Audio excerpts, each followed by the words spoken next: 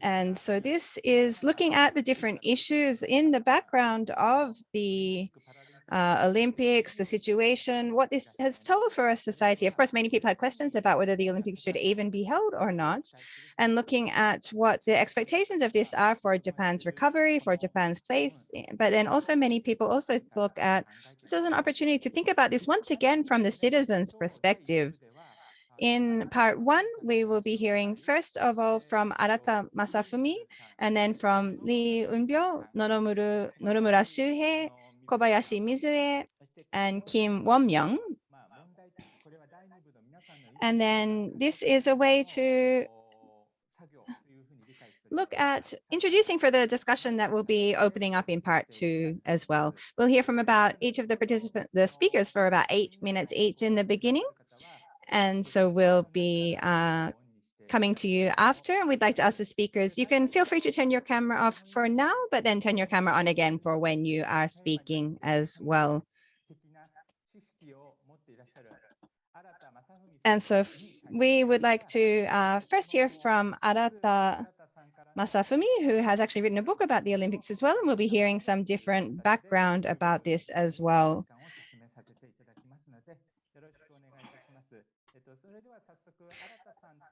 And so we will first pass to Arata Masafumi, and he has some slides that the Peace Boat Secretariat will be sharing now.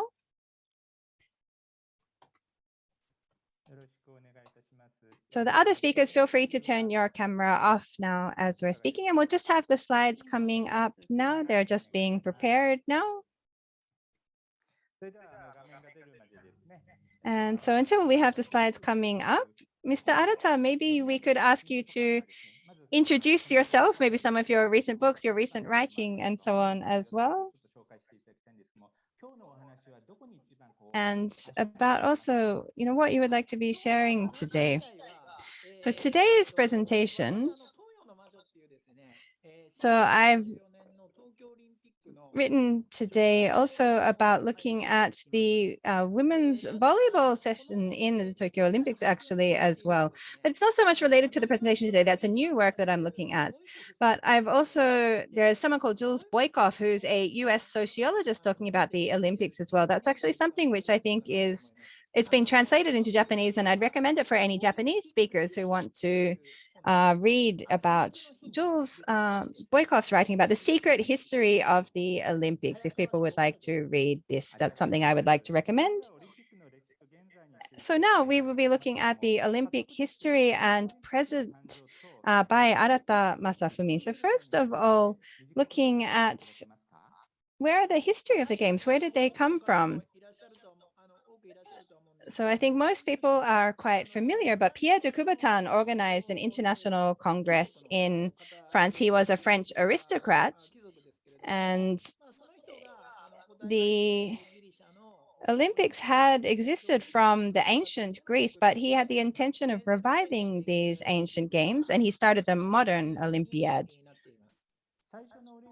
So the first Olympics had, it says, 13 countries and 311 athletes. So not many, and actually the majority of them were from Greece. And if we can go to the next slide. And we can see here that issues such as racism, nationalism, and so on started to be involved. For those who would like to see the slides in English, please refer to the chat. And so the Olympics in the beginning, they were actually held in attachment to the expos or the World's Fair. The expos are something which, well, they were a kind of a media or a demonstration of the nation state, looking at the events or how the Olympics were attached to this. And it started to become a competition between states through its attachment to the expos or the world fairs. What was the most symbolic of this was actually in Berlin in 30s. This was well, Hitler actually didn't have such interest in the Olympics originally, but when the broadcasting on television began from the Berlin Olympics, and this was also when the torch relay began. So this was quite a turning point in terms of the Olympics connection as a demonstration of the nation state. And this is where issues of nationalism and racism very much came in as well. So it was in this 1936 Berlin Games. So in 1904, the St. Louis Games, this was when they were held in together with the World's Fair. This was when there was a lot of discussion about the different, ethnicities, looking at, whether physical capabilities of different peoples. This was when also there was this history of different ethnicities being displayed at the World's Fair and so on. So when we look at this history of the Olympics and the expos, that's also something very interesting for people who are interested in issues of racism, we think, as well. So we'd like to go to the next slide. So as we've heard now, maybe we'll go to one more slide further. And we will share this more detail as well. But how about the issue of gender? Of course, we're talking about the issue of gender equality, but when it comes to the modern Olympics, they actually have sexism really at the core of this as well. Men cannot lose to women, shall we say. Could we have your words on this? Yes, well, Coubertin, when he founded the modern Olympics, he was very skeptical about women's participation in the Olympics, in fact. He was not very agreeing of this.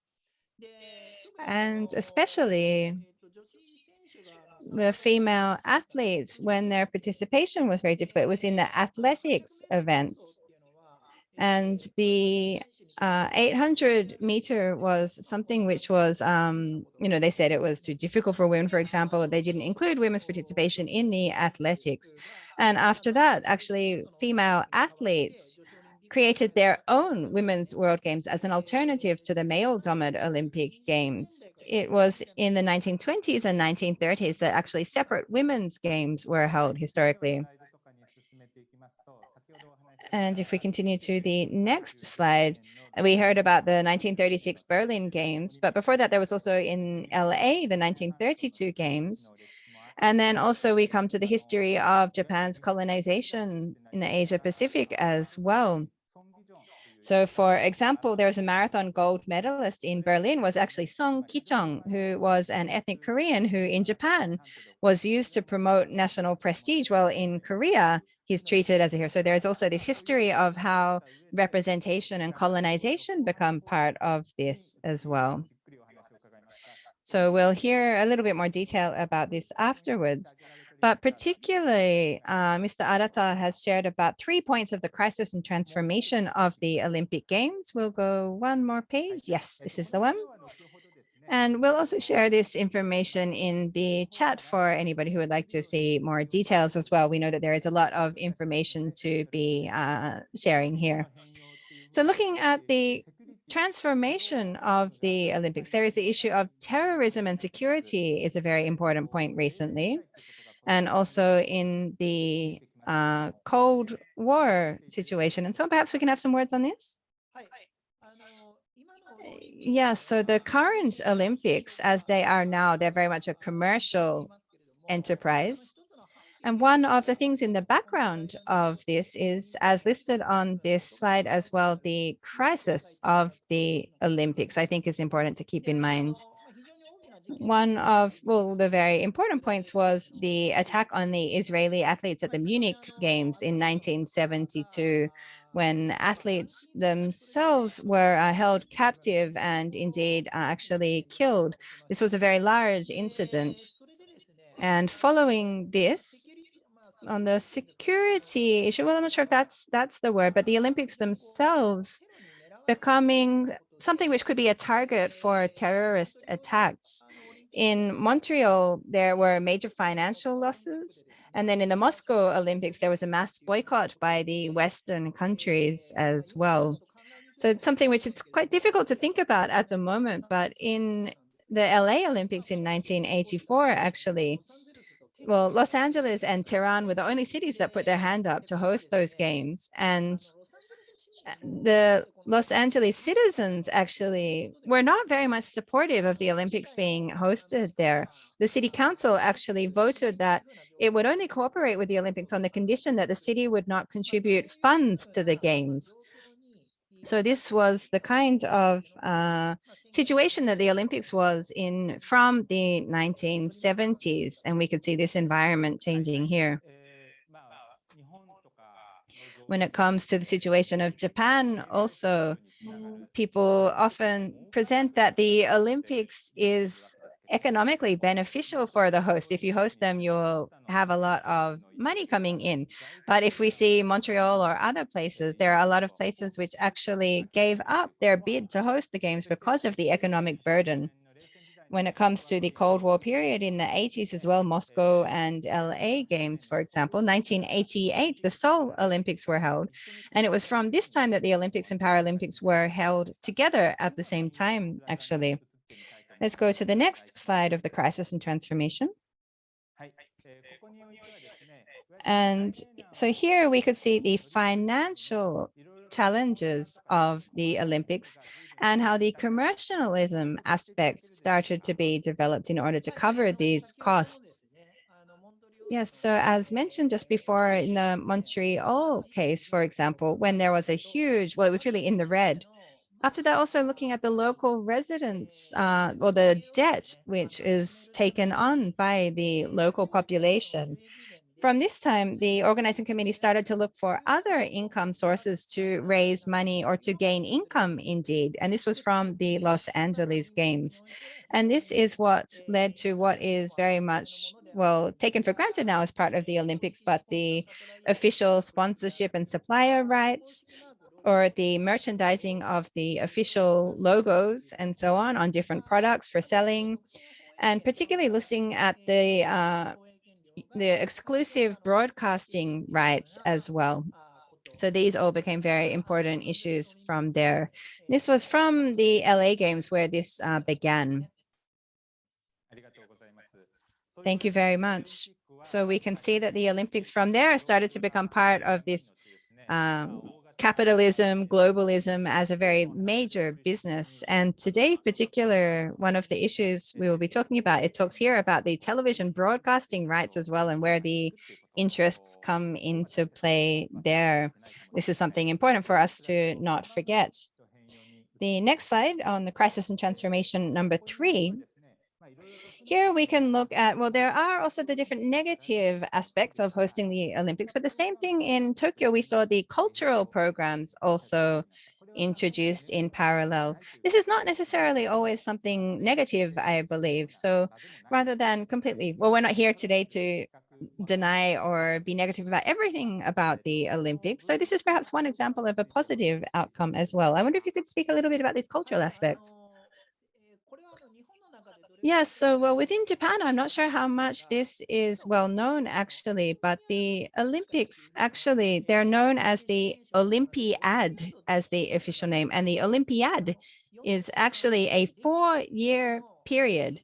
So rather than just the time of the sports competition, it's the 4-year period of the Olympiad, which is actually officially the event, which is perhaps not so well known in Japan. And within those 4 years, what is done is, as mentioned, different cultural programs.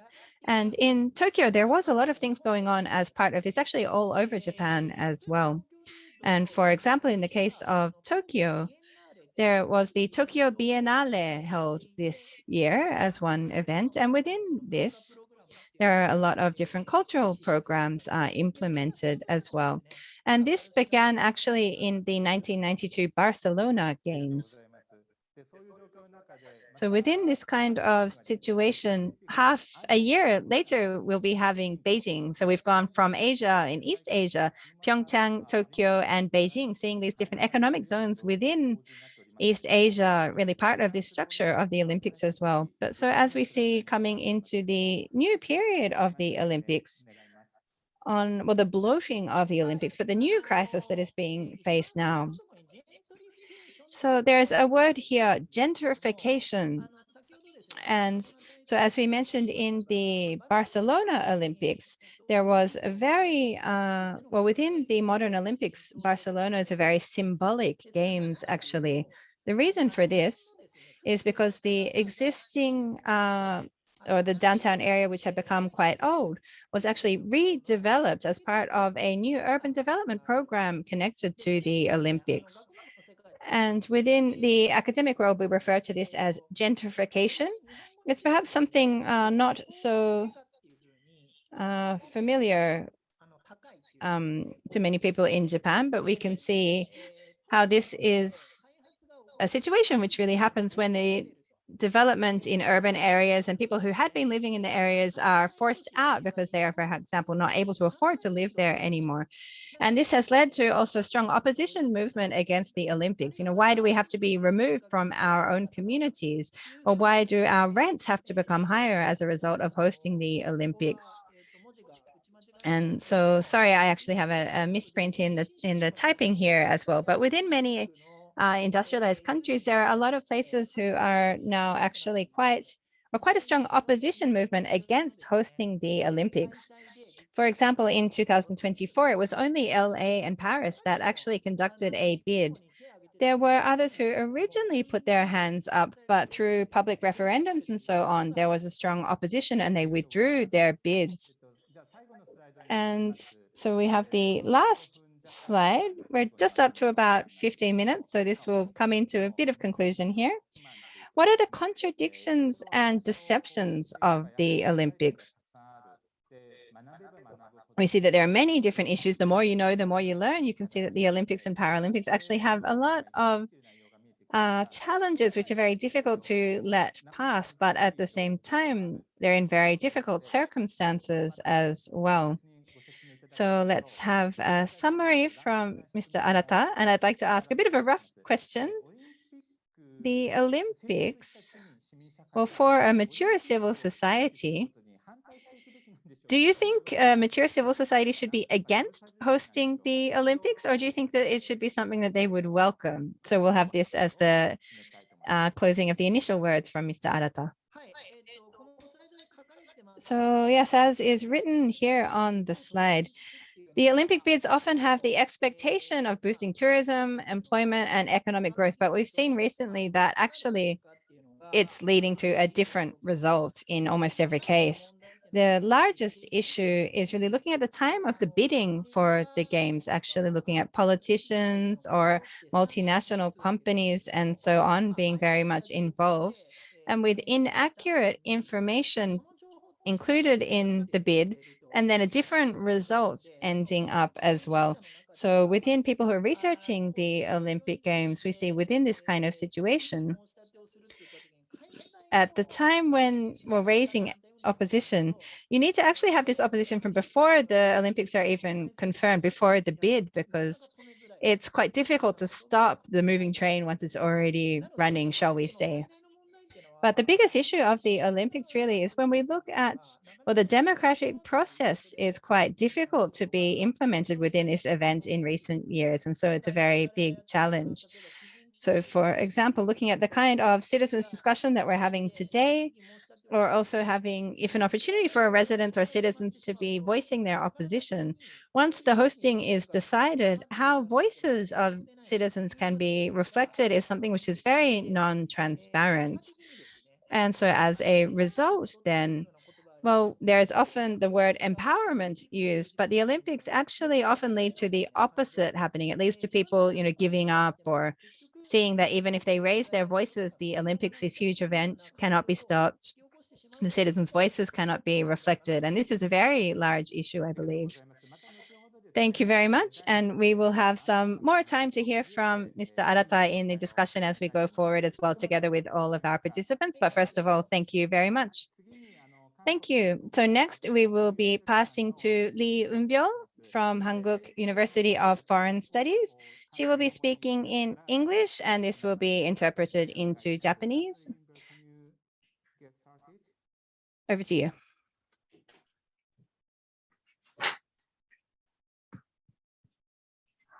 はい、ありがとうございます。それでは Thank you very much. And Lee Eunbyul, we have these slides here about her issues about the nationalism issues or the battle, the comparisons and so on between Korea and Japan as one of the issues. Looking at, the anti-Japanese movements, for example, or Fukushima-related concerns, Japan, whether it's really a safe place to hold the Olympics and so on, these different issues as well. We'll be hearing from the perspective of how Korean society was having their gaze on Japan and the Olympics in Tokyo this time. So we'll be hearing also about the politicization of the Olympics and so on. And sorry, it's only 8 minutes, but over to you, Lee Eunbyul. Okay, let me share my slide first.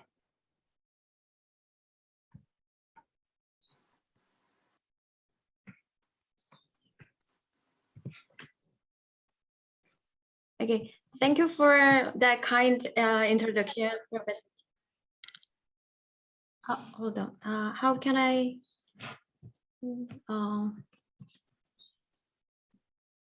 슬라이드 쇼를 보시고 그냥 잘 보입니다. Okay, let me start my presentation. The thing is, I can hear the Japanese translation. I think I should turn up the translation to Japanese, but I don't know how to do it.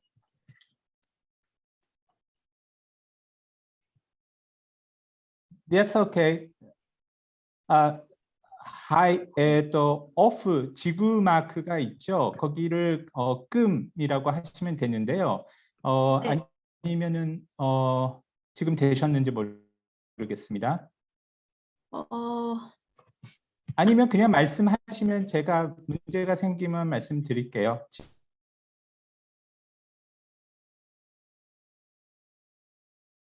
진행하시면 될 것 같습니다. Thank you for introduction today, and I'd like to share some ideas. Okay.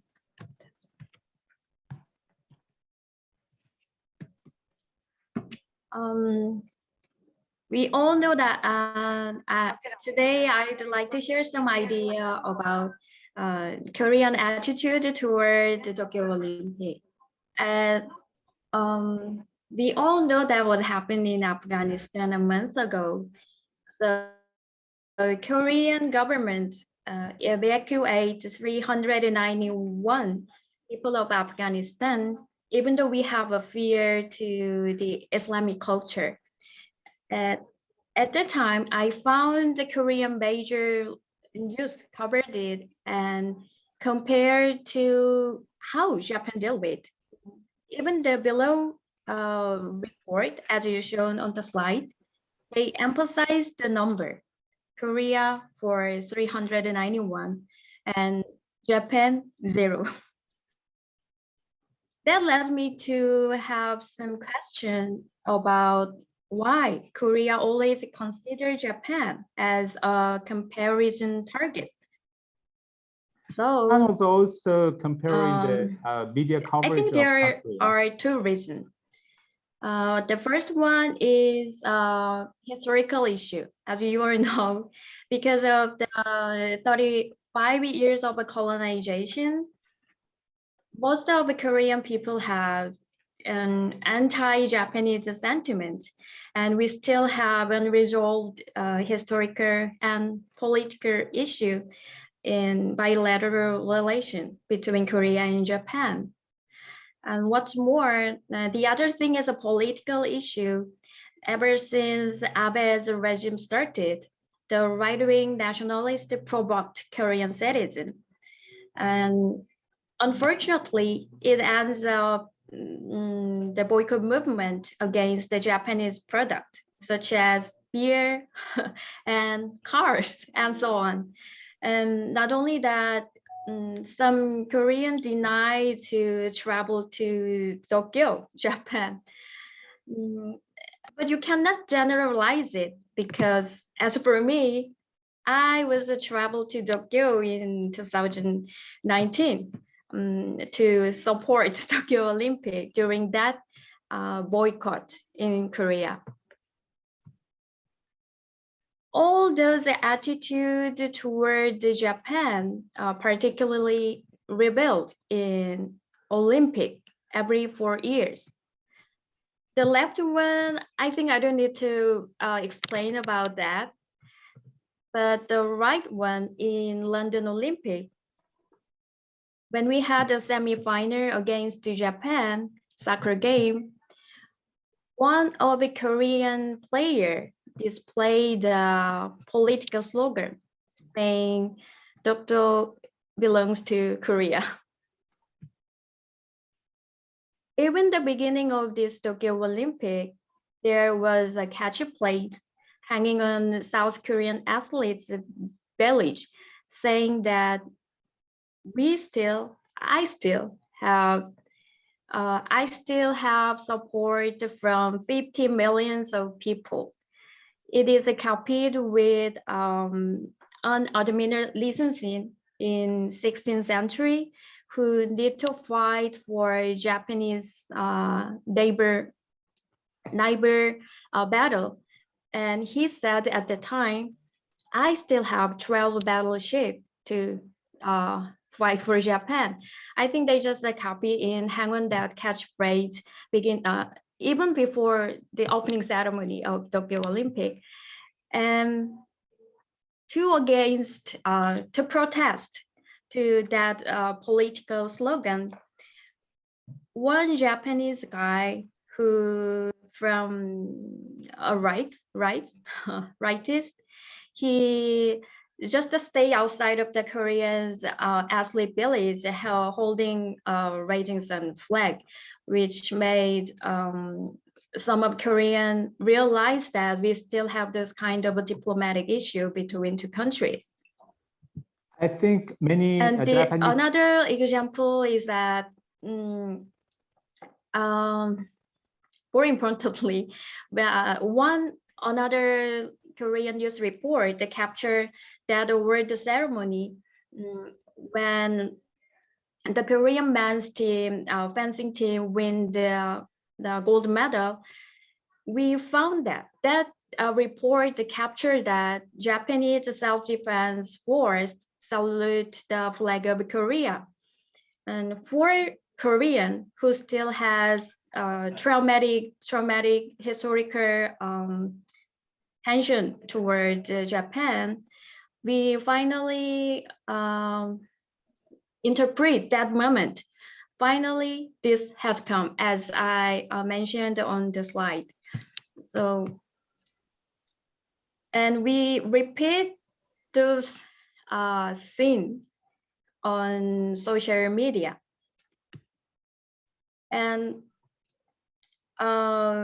so all this kind of attitude towards Japan, especially in Tokyo Olympic, I think about that. How can we relieve this anti-sentiment and harsh ease the tension between South Korea and Japan?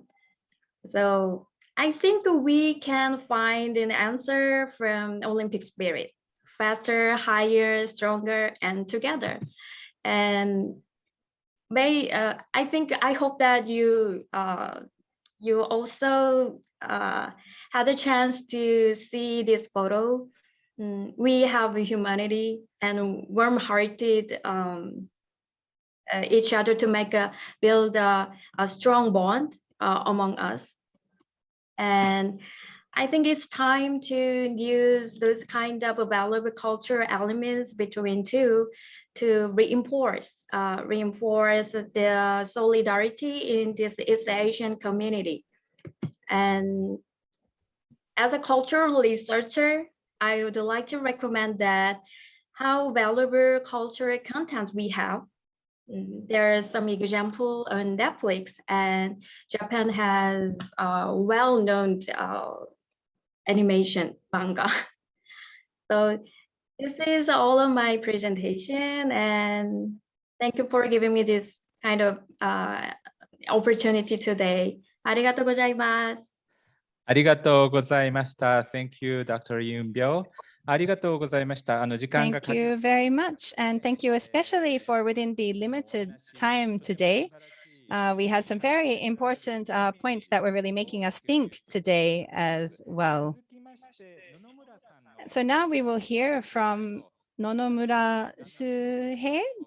And so we'll bring your slide on, and if you can turn your camera on as well. So Nonomura-san, over to you. So hello, it's very good to be with you all today.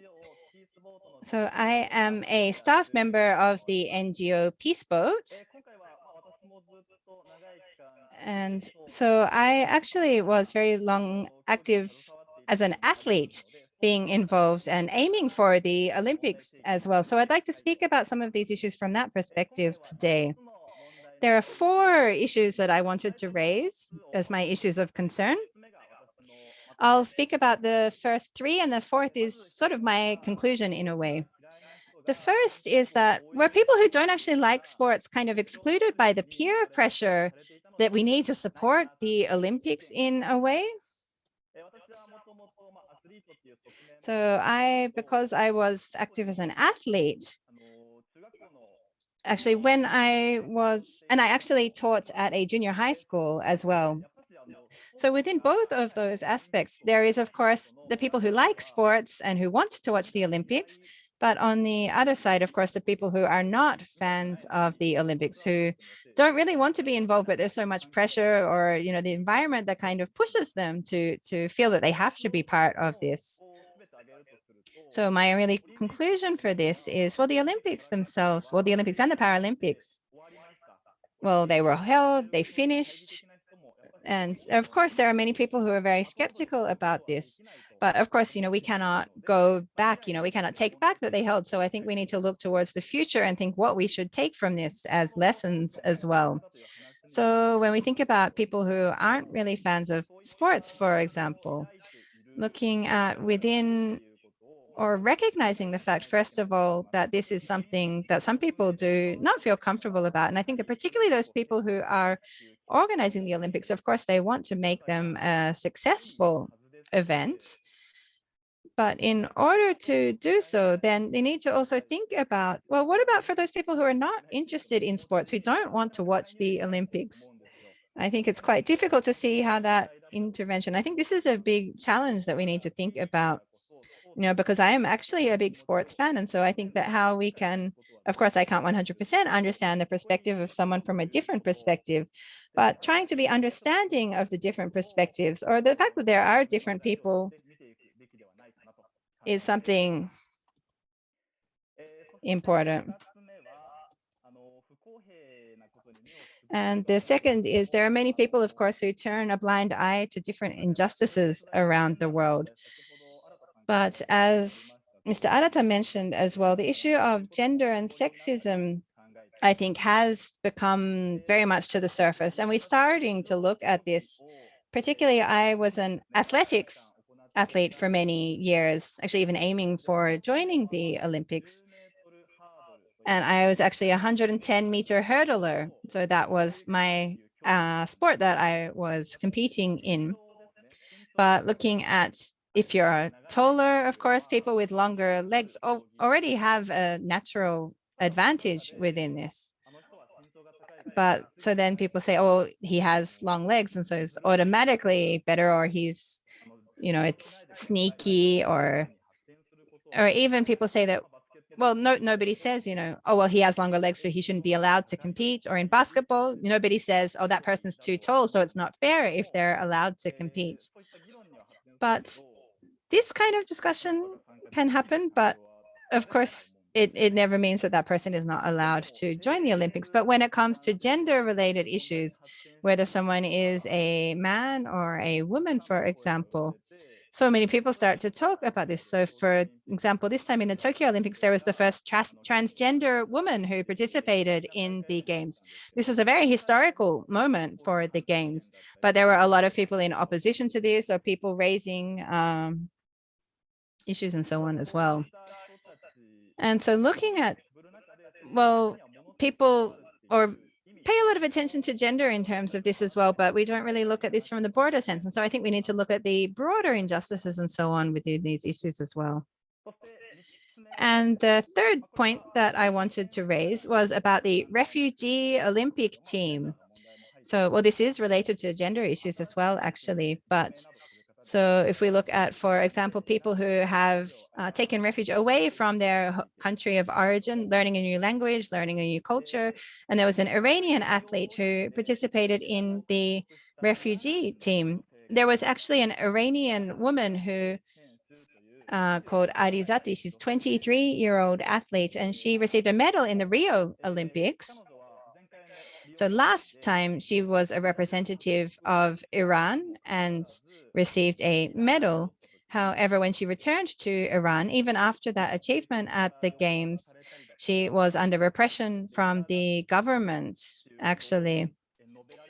And well, that's the statements that she made. And she decided to leave Iran and moved to Germany, actually, and she became an athlete there.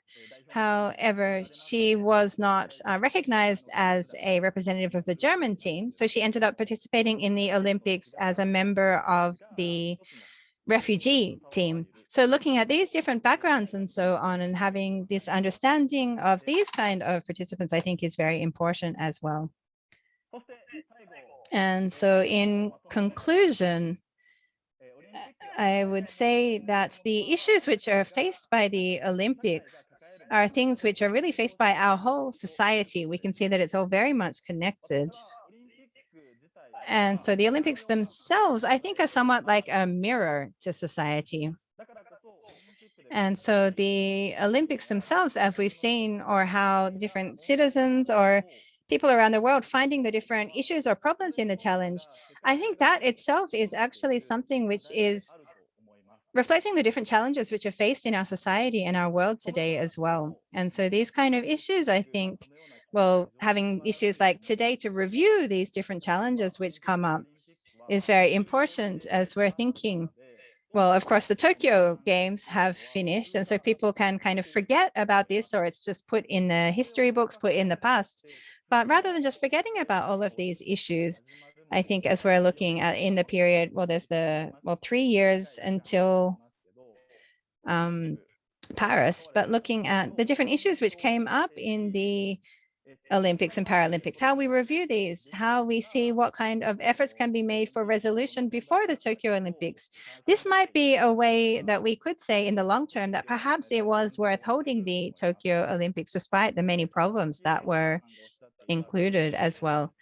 And this is linked to the ideals, I think, that Kubertan had, which were mentioned by Mr. Arata. But reviewing what has happened in the past, I think, is really the most important point for me personally. And I will end my remarks here. But as we mentioned, we cannot return to the past now. So looking at the fact of what has already happened, how we take this on board and how we take this towards the future as well, to see how we use the Olympics and Paralympics as a material, as a tool to change the world for the better and to take actions forward as well, I think is very important.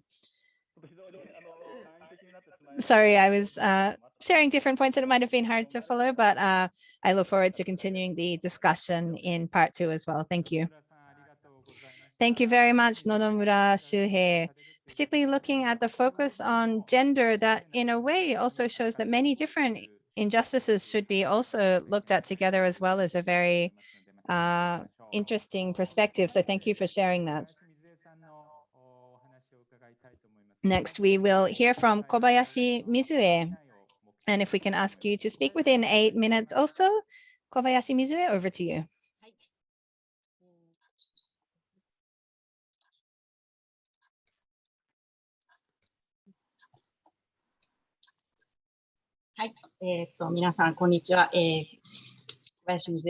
So good afternoon, everyone. I am an art director and curator, Mizue Kobayashi, and I am also representative of the Isekai Social Welfare And I'm working both in Japan and internationally in different art projects together with people with disabilities and so on as well. And I was also involved in some of the Tokyo cultural programs in relation to Art Brut in Tokyo. And I was a curator of this, which is one of the official programs of the cultural program of Tokyo 2020 as well. So I have 4 different points that I'd like to share. If we can have the slide. We have the slides coming up. So we'll just bring those slides up now from the Secretariat. So the first point, looking at the issue of lookism, discrimination against people with disabilities, and also we'll just come to the next slide. The issues of lookism, sexism, and these different discriminations as well. Many of you, for example, would have heard about the different scandals or stereotypical portrayals of people, for example, a well-known Japanese entertainer being portrayed, for example, as a pig, or these different issues and so on as well. Also, lookism, both for men and women as well, were both issues with people seen as things, as objects, looking at people's outward appearance, or just evaluating people through these different superficial kinds of things as well. And these stereotypes about appearances, about lookism and so on. But this is something which, when we're looking at how we interact with other people, this is something which is very questionable. In Sweden, for example, there is a value that says not, or a basic of morals is not referring to people's physical experience. When the issue about the Japanese celebrity Watanabe Naomi came up, she also said, it's almost like we've gone back to the past. You know, we're not at that stage anymore. I'm completely happy with myself as I am now. And so these kind of issues about how people should look, how, you know, what people should look about lookism and so on, about how to pursue people's happiness, about how to ensure that they are respected and have dignity, and how people's individuality and diversity can be respected. This is how the world is moving towards. And if we're denying this, then we're denying diversity itself. And this is something which really holds us back from achieving a society in which diversity is really respected. We also see the chair of the Japanese Olympic Committee making misogynist statements against women as well, that board meetings with many women take a lot of time, or that women board members, we need to reduce their statement or the time that they're allowed to speak in meetings, or there are 7 women in the GOC board, but they're all standing out too much, or these different comments which are really unacceptable as someone in that kind of position. Of course, whether someone talks for a long time or not, it doesn't depend on gender, and these different stereotypes based on gender, based on appearances, this kind of thing as well is something that when we think about someone who's representing within society, it's really not acceptable. And looking at how, when these kind of issues happen as well, how society, how those around the situation react to that is also a reflection of society. Hearing about people saying that, you know, women are standing up too much, or this kind of thing, this really shows that this very male-centered society has long been what is at the center of Japanese society. And it shows these different structures and the issues that are there as well. And the fact that that's just become part of the everyday. So when we're talking about gender equality, it may be there in words, but we look at the actual situation, and it really shows that there are so many challenges, and it's really neglecting these issues though as well.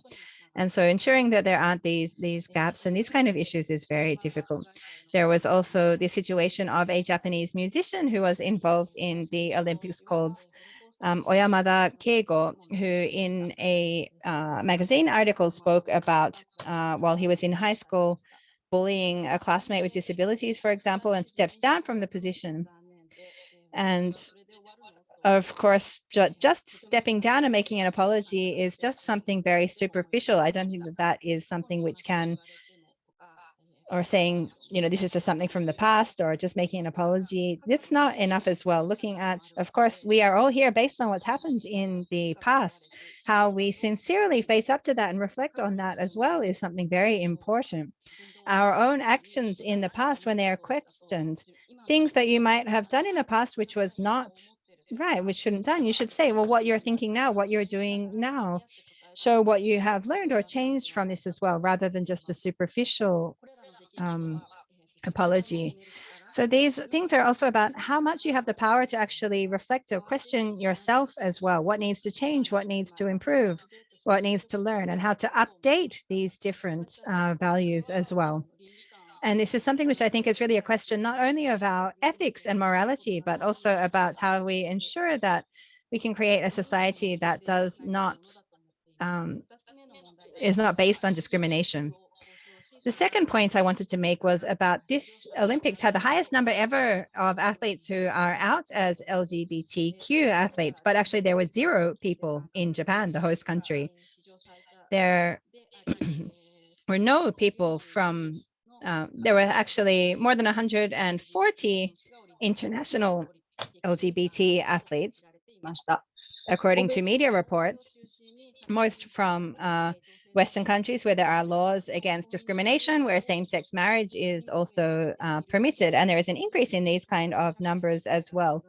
But looking at the how it's maybe more possible for people to come out in these kinds of societies. However, Japan as the host country, there was not a single LGBTQ athlete who's come out as well. In Japan, same-sex marriage is not permitted. And as was mentioned as well, Japan also does not yet have a law against discrimination. It's been postponed as well. So the issues related to human rights in Japan in relation to sexual minorities are very much delayed compared to other countries. If we look at the London Olympics, it was the next year actually that same-sex marriage became legal in the UK. So looking at how the Olympics can be used as a way to make progress in LGBTQ rights. However, in Japan, the fact that there were no participants from sexual minorities is something which shows that perhaps it's just in words, but it's not really creating an actual environment yet. And this 0 figure also, even if we look at it from a statistical way, we can see that people are, or there's this gap between talking about respecting diversity and the reality of the environment in Japan. And the third point is about rethinking the structures of our society. What is privilege in our culture? When we talk about diversity, and we talk about diversity from before the Olympics, the word diversity was thrown around all around the place. Within the art field that I'm involved about as well, there was also an increase in different cultural programs on the issues of diversity. However, when we think about this and we put the spotlight on different people, looking at, for example, women with disabilities, sexual minorities, people who are in minorities within society, there are different spotlights put on them, which I think is very positive. And through this as well, it meant that within this society, we can question these different structures as well. And a lot of this really came to the surface through this process as well. Things which you have made internally something, or you thought was normal, things that maybe didn't notice before. It's helped to raise some of these issues as well, particularly looking at what is privilege within our society. When we think about this, I think this is a very important or a big question. We have a very male-centered society here. Largely, it is many of the healthy cis males who are those that have privilege or authority within society. Within the Japanese cabinet, for example, there's only a handful of women. Nobody says, or the base of society, the base of politics is all based around men within Japan. And so when an exception happens, that's when we refer to a female person or an LGBT person, but we never speak about a male person or a male politician. It's only when it's the exception that people are referred to in this kind of way. So elite men are those who stand, or they're in the front seats in everything, and in the back seats. It's the same even in classes, for example, in the education system in Japan, it's the boys who are in the front and it's the people in the back row who are further away, and this is where within Japanese classrooms, within Japanese society, people just turn their eyes away from those in weaker positions as well. And there are no efforts to change this as well. For example, when I met a politician, when there started to be debate about LGBT issues in Japan, the politician said, "Oh, well, I've never met a sexual minority." And I said, "Well, have you maybe just never been aware? You're not seeing it, that's all." Within the current social system, there's discrimination against sexual minorities. They're also not able to marry. So the fact that someone says, "I've never met someone like that, I've never heard something like that," that's actually denying this existence without thinking about, or the fact that someone can ignore this is a symbol of their privilege indeed. As someone who has this kind of stronger position within society, they tend to not notice those who are in more vulnerable positions in minorities as well. So how we can look at to make a more diverse and rich society, we need to reflect upon these kind of issues. And this brings me to the last point on the slide. Looking back upon the Olympics and Paralympics, what can we do toward a society that truly respects diversity? This was one of the keywords that was talked about in these Olympics. But within this, looking at the different issues and the challenges that have come to the surface, as we've heard about, what is true diversity? I think this has been an opportunity for us to think about this question. And so not saying that we have already created a society that is respected, but what can we do to create such a society? And I think many hints have been displayed as part of these Olympics. So now we need to think about how we can use this as we move forward, what kind of society we want to create, what we can do. And I think reviewing this, taking action, and making this really take form is our next role from now. Thank you very much. Thank you so much, Mizue Kobayashi, for these words. Very important points that you have mentioned here as well. And in part 2, we'll be having discussion with all the participants. So I hope that we can have a chance to hear more from you then as well. So last, we will invite Womyoung for about 7 or 8 minutes. After that, we'll take a couple of minutes break and then go into the discussion. So Womyoung, over to you. So hello, everybody. So I'll just introduce myself briefly, if I may. I am also a staff member at Peace Boat, just like Nonomura, who spoke before. My name is Kim Wongmyung. I was born and raised in Japan. I'm an ethnic Korean or a Zainichi Korean 3rd generation. And so based on my own roots, I'd like to share some of my perspectives on Japan, or also as a Peace Boat staff member, supporting the different global voyages that we're organizing, about some of the perspectives that I've learned through this as well. But I'm speaking just today as, just one citizen looking at the Olympics and Paralympics. And so when we talk about the Olympics and the Paralympics, I actually really enjoyed them since I was a young child. But this time, looking at the many different problems, I actually didn't really feel like watching the sports this time personally. And that was kind of my personal position during these Tokyo Games. But even though I didn't really feel like watching them, of course, the news that became interested in this was, of course, coming into sight and so on. Probably the same as everyone else is joining today, but looking at within our everyday life, looking at the COVID-19 situation, when we're very busy dealing with the situation just in front of us, there's so much news that was just sort of coming on a day-to-day basis about all of these issues as well. So when I was trying to put my issues on this slide as well, I was really thinking, oh, there was that issue too, or I wanted to know more about that, but I'd forgotten about that, or all of these different news themes. And when I was reading or researching about them, I just saw so many different things coming up. And so this was kind of what came up in the review, and I wanted to share some of these points. So this is kind of my list of different frustrations or things that I have questions about. The first is this system where no one takes responsibility for anything and whose interests are actually being prioritized. What personally I really felt the most strongly about was, well, as is written before about, the forced holding of the Olympics. And as Mr. Arata mentioned as well, where the responsibility lies for the Olympics was very unclear. For me personally, even when we look at the public opinion polls, the majority of people were opposed to the Olympics, but they just seemed to be going ahead. That decision was made somewhere. and there wasn't any referendum held. I really was wondering about, well, where are these decisions being made and who's taking responsibility? There were so many problems in regards to the operations of them, as well as Mizue mentioned as well, these issues of, the chair Mori's misogynist statements, also bullying related, people who are talking about, or had made jokes about the Holocaust in the past, these kind of scandals and so on, the fact that these were being involved in the management of the Olympics. I was wondering, how did we get there? How did we get to this point? And so looking at, well, we're talking about the Olympics, and they said they were going to be a compact Olympics, reusing the venues, having a very small budget compared to the past. This was what was talked about at the time of the bidding, but then we saw it ended up, billowing out to trillions more yen that was talked about in the initial bid process. And so what was the most important, I think, though, is the questions about the COVID-19 related issues. And I think particularly, the fifth wave of COVID, and we saw during the Olympics, the highest number of COVID cases here, which meant that, well, for whose purpose were these Olympics being held? What were they for? What actually happened? It just really left so many questions for me, really. And the second point, looking at, well, citizens really just being at the mercy of these contradiction-ridden authorities.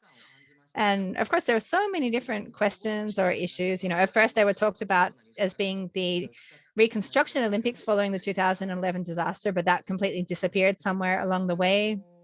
Or it was held during a state of emergency here in Japan. And so citizens were not going out, but the chair of IOC, Mr. Bach, went shopping in Ginza. And when politicians were asked about that, everybody said, oh, well, that was no problem. He finished his quarantine. That's completely fine.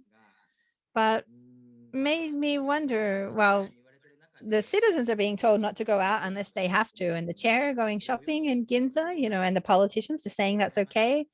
That's really a question for me. Also about the SDGs, talking about sustainability in relation to these Olympics and the society, but there were stories of this food loss of, 130 meals, lunchboxes being thrown out was reported on the news. And this was something which I was really wanting or paying attention to. And also looking at the diversity and harmony only being just in words only. So in regards to this, really, well, it's related to what was mentioned before about the misogynistic statements, gender-related issues. And of course, there's no limit about this. But personally, the issue I wanted to raise is, well, because I myself am a Zainichi Korean, within the Olympics, there were a couple of Zainichi Korean athletes in the judo, actually. And, well, I think that if we're talking about diversity and harmony, we could hear more about them in the news, for example. And the Eunbyul spoke about the Japan-Korea tensions and so on really coming to the surface, and this being emphasized in the media. But one of these peoples or their existence, which can be a bridge between Japan and Korea, are the Zainichi Korean athletes, some of whom were participating for the Republic of Korea during the Olympics. So looking at their role when we're looking at how to ease these tensions between the two countries was also something I had questions about. And another thing I really felt very strange about is when Osaka Naomi, the tennis player, was the final person to light the torch flame. It's hard to think of how to express it, but it's kind of, when we're talking about diversity and harmony, it's a very kind of easy, symbolic way. Of course, her lighting the torch, I don't have any issue with that itself, but Japan, it kind of looks for these very, well, surface level, or it's hard to say, but a lot of questions about identity really came up in that as well. And sorry, it doesn't really have much of a conclusion, but that's some of the different issues that I was thinking about. And when we're reviewing these Olympics and the Paralympics as well, even just every single piece of news, there's so many things that have questions, strange things. And, we could list huge pages and pages and pages of these issues if we wanted to. So I'm really looking forward to discussing this with everybody and seeing how we can move this forward, how we can use this to make a better Olympics and a better society as well. So having this review together is a great opportunity today. So I look forward to part 2. Thank you very much. Thank you very much, Kim Wong-young. So we are closing part 1 of today. We've had a lot of different issues which have been really raised. So thank you so much. And this has a lot of things that we can talk about. The interpreter is probably speaking quite fast, but in part 2, we'll be going into a more relaxed session. For anybody who needs a bit of a break, of course, we're in a Zoom meeting, so feel free to step out, fill out your drink, go to the bathroom. And then part 2, we will be going into. In part 2, we would like to invite participants, if you may, to turn your camera on to participate as well. We will be recording, so if you have an issue with that, feel free to keep your camera off, but we will move into part 2 soon. We'll take 2 minutes break first. Panelists, feel free to have a quick break and then turn your camera on, and we'll begin properly in 2 more minutes.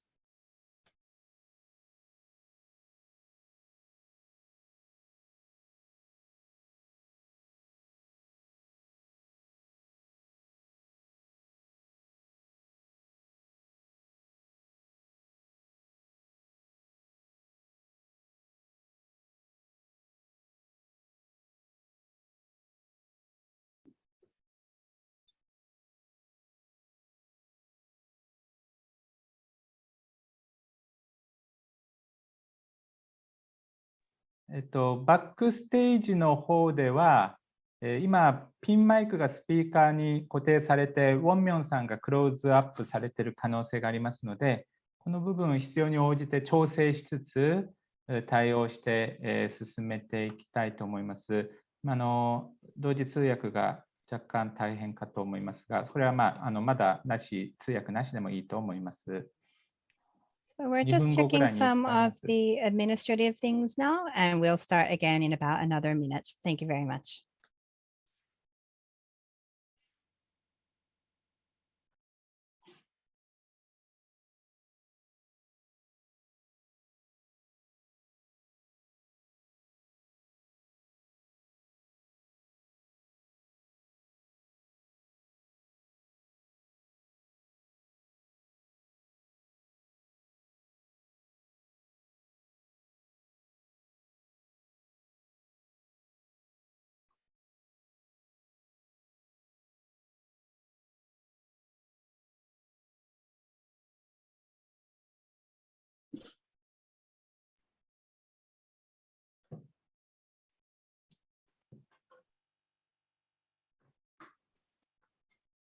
はい。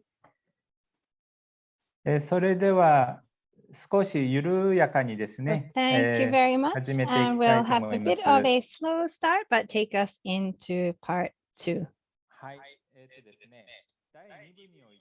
So in part 2 today, after hearing these different comments from many different people in the first half, if anybody has any questions or comments and so on, of course, we have a lot of people joining today, so we won't be able to take every single comment, but we'd like to invite you to actively use the chat section as well.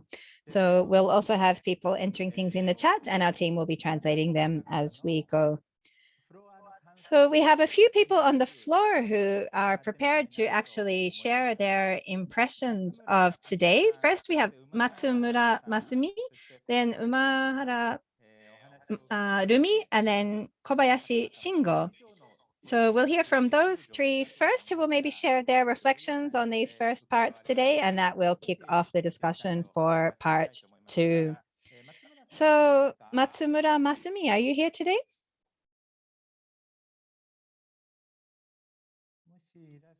If you're not here, Matsumura Masumi, if you can turn your camera on and share. If you're not quite ready, we'll come back to you later. Yes, I am here. いらした。移動中、大丈夫ですか? Looks like you're in the car, but thank you for joining us.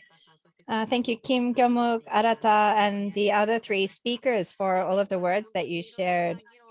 I think that there is so much different, debate and discussions around the Olympics this time.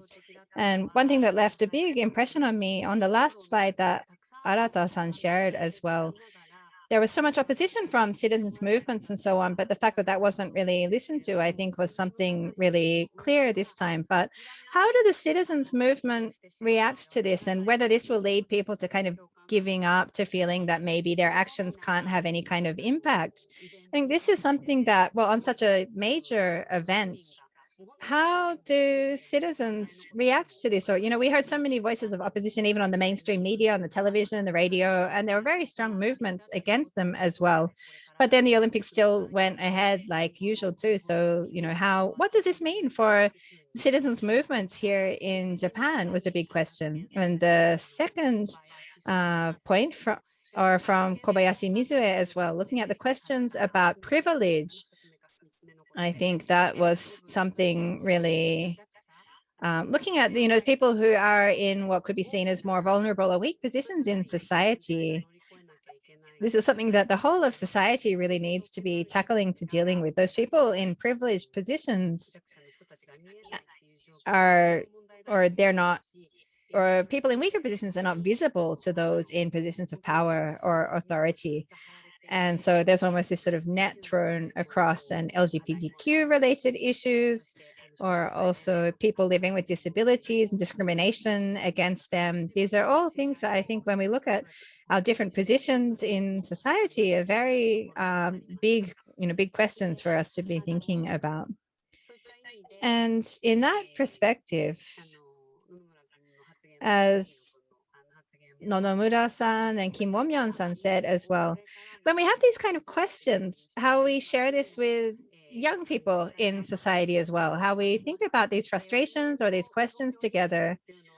The Olympics in 1964 took place during this time of huge economic growth in Japan, and that had a huge impact on that generation and so on. That was taught in the textbooks. It was taught, for us as the children of that generation, we were always sort of taught about the Olympics in that way. But for the current generation or the young people now, how will these Olympics be talked about? How will these Olympics be passed on to children or to the next generation? I think this is a big question that we should also be thinking about. So they were my impressions. Sorry, it got a bit long, but that's some of the things I thought during today's first part. Thank you very much. So, today's goal is, of course, to hear voices from many different people as well. So everybody, please feel free to share your ideas, your thoughts, your concerns in the chat. And sharing it in that way even just is one step, but how we can try and take these feelings of not being able to do anything to feelings of energy, to feelings of wanting to take some kind of action and move this forward in a positive way, I think is our responsibility as citizens as well. And do we have Dumi who's joining us here? I think she's a first-year university student. So we'd like to ask what you thought after hearing this part one. Yes, thank you very much, Kim Kyungmook, and all of the speakers for this review chance today.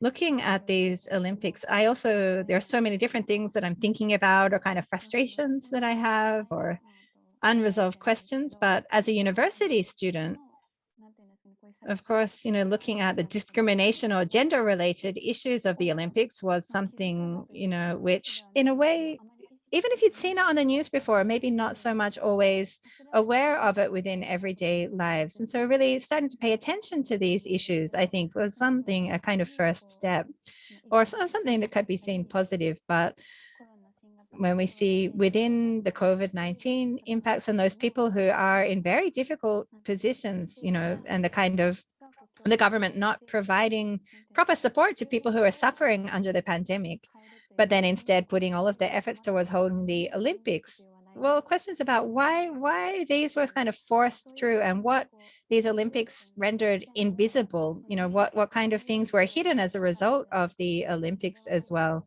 I think were some really, dangerous questions in a way, I think as well, things that, of course, the speakers who are here today are sharing these kind of perspectives, but I think especially for us as young people, as students, how we face up to these kind of questions, or things that we also perhaps can't always see. I think there's a lot of risks or dangers if we don't pay attention and see how just the things that the government decides can move ahead without us even realizing. And this is some really questions I had. Thank you very much. Thank you, Rumi. So this was the Tokyo Olympics and Paralympics, but of course on the they turned into this huge, state event. The bad parts were held as Tokyo's responsibility and the good parts as Japan's, in a way as well. And for us looking at these structures and how we kind of recognize them or how we even just allow them to pass. So now we'll have some words from Kobayashi Shingo. Hello, my name is Shingo. I'm usually working at the Peace Boat Disaster Relief Center, so working on disaster relief and mitigation related programs. Thank you everyone for the different points that you've shared. And as I was listening in, what I really felt was these issues which are close to us in our everyday lives really were just on parade. We see all of these different issues which are happening within our society became part of it. And hearing all these different perspectives was very rich today, particularly looking at recent issues. These were originally being referred to as the Reconstruction Olympics following the 2011 disaster, as Wamyong mentioned. But what happened to this? It completely disappeared somewhere along the way. And of course, so much of the construction was happening in Tokyo, which meant that materials or human resources which needed to be used for reconstruction in the disaster affected areas were all concentrated in Tokyo, actually. So in a way, it was almost even, well, is that really for the purpose of the people who are being impacted by the disaster? And looking at this as well, there are these, nice sounding slogans and themes and so on, but within what's actually happening under that, there are so many contradictions or issues there, I felt. And within this, those people who have authority, those people who have power, and their nice slogans that they're using, but then actually what's being done in practice, these gaps between that, there was a lot of confusion there. There was a lot of mistrust. And I think this is something that really came to the surface as well. So when we're thinking, well, for us as individuals, what do we value? What do we see as important? I think it's a chance for us to really re-examine and reconsider these kind of questions. What is important to us? Thank you. Thank you, Shingo, for these words.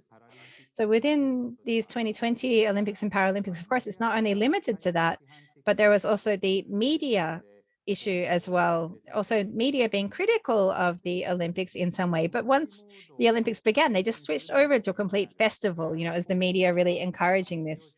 So we can see the commercialism and the capitalism at work on the channels and so on as well.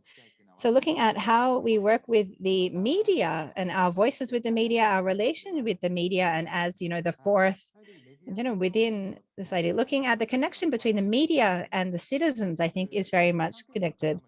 We do have actually some media who are joining today as participants. And there are also some people who are involved in the media industry or media researchers. So if anyone has any comments or questions, you can either share it in the chat or you can raise your hand and we will have a comment from anybody as well. We would like all the participants to feel free to share any questions and comments in the chat. Or if you would like to join the conversation, please feel free to turn your camera on or turn your microphone on and join in as well. But after hearing from the other speakers, maybe we'll hear from Mr. Arata about what kind of direction do you think we should take this review from now as well? Yeah, so it's hard to make a conclusion, of course. But when we look at the Olympics and the ideals, the spirit that's sort of held up, and particularly diversity and solidarity, through the Olympics, well, of course, these many challenges came to the surface, but looking at them as an opportunity or a material to start thinking about these issues is perhaps one thing that we can do. But so how we as citizens take this on board, I think is a really important question for us that I'd like to think about today. And one other thing, which is, well, within the Olympics today, looking at the different social issues coming to surface, at the same time when we saw, for example, the case of the musician known as Cornelius, who had these statements about having bullied, disabled classmate. These are issues that should have come to the surface much earlier. You know, this is something that happened in the 1990s, but it's because of the Olympics that it actually started to be talked about. It came out. So we think about how we actually should deal with these issues in broader society as well, and how we also take these to the future as well, you know, rather than just, you know, that's how we look at this as not just something which is finished, but how we move this forward as well. And how those people who are related to these issues, you know, I think people are almost tired of looking at these issues all the time as well. So how we move forward, how we look at how social issues coming up through the Olympics. But these are issues that we really should be dealing with and resolving in other settings as well, not waiting for the Olympics. But why is it that we need to think about them in the context of the Olympics? I think this is quite an interesting question as well. Thank you very much. So as Eunbyul mentioned in her talk as well about the Afghanistan refugees support issue, for example, the Olympics athletes village and the Korean sports, and it wasn't mentioned today, but also the obento, the lunchboxes of the Korean team was also talked about a lot in the Japanese media in quite an extreme way within the reporting actually. But at the same time, particularly looking at the refugees from Afghanistan in Japan, it hadn't actually happened in the past, but Japan was actually paying a lot of attention to Korean policies, and we could see the Japanese government being really conscious of what Korea was doing in regards to Afghanistan refugees. So when we look at, well, it's maybe changing to more of an equal relationship between Japan and Korea in one way, rather than Japan tending to just look down on Korea, as often happened in the past with the government. So the way it was looking at Korean policy and trying to see what it could do to reflect that, for example. We have a lot of different people who are joining today's session. I can see a few people I know who used to be a director with a television station, also someone who's an online journalist from the Choose Life project, who I actually really love the online programs that they're doing. If you're, I'm not sure where you're accessing today's conversation from, but if you're able to have a speak today, so we have Mr. Saji from Choose Life, which is the Japanese online media. Perhaps Saji-san can share a comment as well. This is the kind of session I hope that the Choose Life online television show will have a discussion like this, and I maybe put a bit of pressure on you for that. If we could have a comment from you as someone who has been a director of a television station before as well, and working on media and Olympics related issues, could I have a comment from you? So that kind of came all of a sudden, but thank you for introducing me. Some of you maybe are not aware, but so I'm from Choose Life Project. It's an online media, and I'm the representative of that.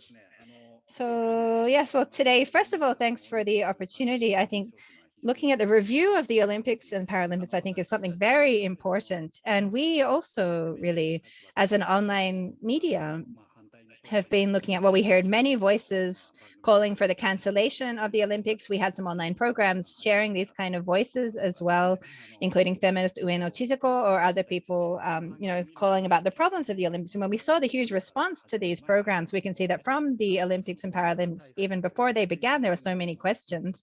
And also even looking at the COVID-19 related measures as well, you know, Prime Minister Suga said that there was a bubble that was keeping the Olympics separate from the community. But when I went to Haneda Airport, I could see that that completely wasn't the case. You know, it was completely all over the place. And so we did some research into this as part of our media as well. But then once the Olympics actually started, as was mentioned, the television, well, because of the format of that media, I myself was working in television for 13 years as well. And through that experience, I see that, well, they love, you know, putting the spotlight on things, shall we say. So raising critical issues before the Olympics start, but once they begin, it's just about how to make a fun mood around the Olympics. And that's something that it wasn't exactly a surprise. It was what we were expecting, but how we stand up in response to that, or how we have citizens' voices being shared in a different stance to that as well. So there were articles in the Mainichi Shimbun, the newspaper, for example, about, well, looking at the different problems with the Olympics, the burdens and so on, or the, you know, is the debt to be held by Tokyo government or by the national government? And also, I think a lot of people were very looking at the relation with the IOC. You know, people were so surprised to the IOC having more authority even than the nation state of Japan, shall we say. And, you know, they said that unless, even if Armageddon happens, the Olympics will still go ahead. So this power of the IOC was something quite surprising, I think, to a lot of us. And the fact that there was, you know, Prime Minister Suga really couldn't say anything at all in response to that. And so seeing, you know, these different, what we need to think about in terms of these issues as well. And these sort of issues, I think, we're looking at the fact that the Olympics were held in Tokyo. I question about if they had happened in a different country than Japan, would it have been a different environment, both in terms of the COVID situation, but also the social elements around the Olympics? And looking at the different social phenomenons and issues, I think that we really need to look at how we review these as citizens. And so hearing these different discussions today was a really great reference for me, looking at how we as online media should talk about these issues from now as well. We have a few comments coming in the questions as well. And so I'll take a couple of those. We have from Naoko Tsuyama saying that there was so much or too much about the competition over the medals, you know, everything, particularly looking at the competition within the Asian countries about which one has more medals and this sort of thing. And if you look at the IOC official site and so on, it's actually not lined in relation to the gold medals, but actually the total number of medals. But in Korea and Japan, it was often, you know, the number of gold medals in order as well. And so seeing the different way that this was being reported, or every day how many medals would come and this sort of thing. But this brings much more of a gap between the different countries, you know, who are in different unequal kind of situations in terms of the number of medals that they can win. And so, for example, if we look at the Soccer World Cup, for example, if you have, you know, 5 points, 3 points, 1 point, in a way that people can cooperate in different ways, or I've thought about how we can make, rather than just being about this medal competition or the race for the medals as well, that's kind of an issue as well. But also the question that there's someone also said, there was a question from Okabe Kosuke, who's actually my colleague at the university. And this is a question for Mr. Nonomura. And he spoke about how many injustices are not looked at, but I actually think that why is it that we talk about differences according to sex, but not differences according to physical capabilities like height or body shape or length of legs and that sort of thing? So this is maybe a comment to talk a little bit more about this as well. You know, this can be read in different ways as well. So maybe we'll have a comment from Nonomura Shuhei about this.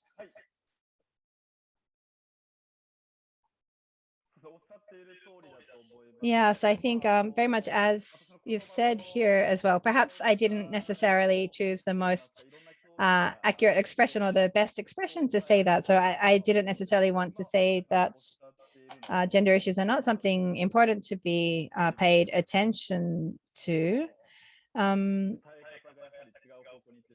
And well, I think maybe I didn't express myself so well there. And the translation of the questions is just coming through now as well. So in regards to this, we can also see that even these different interpretations of different words, even when we're sharing the same Japanese language, when we have interpretation, how we confirm this, how we have these kind of conversations together, how we share different perspectives and ways of expressing, I think is exactly one of the purposes of a review session for today. So thank you very much for that exchange. We have a few people who have turned their cameras on. I'm not sure if any of them would like to raise your hand or share a comment. We have, if there's any participants who would like to join the conversation, feel free to use the raise hand function or turn your camera on, give us a wave or jump in. We have, is it Hayano Natsuko? We see your camera on. I wonder if that means that you have a comment or anything that you would like to share. Sorry if I've pronounced your name wrong. That's right. Yes, my name is Hayano. I think that there's so many different points that we could notice through these conversations. I'm not sure where to start a comment from because there's so many questions. But at first I was wondering, why have a review of the Olympics and Paralympics? But listening to this, I've learned so much and thought about so much.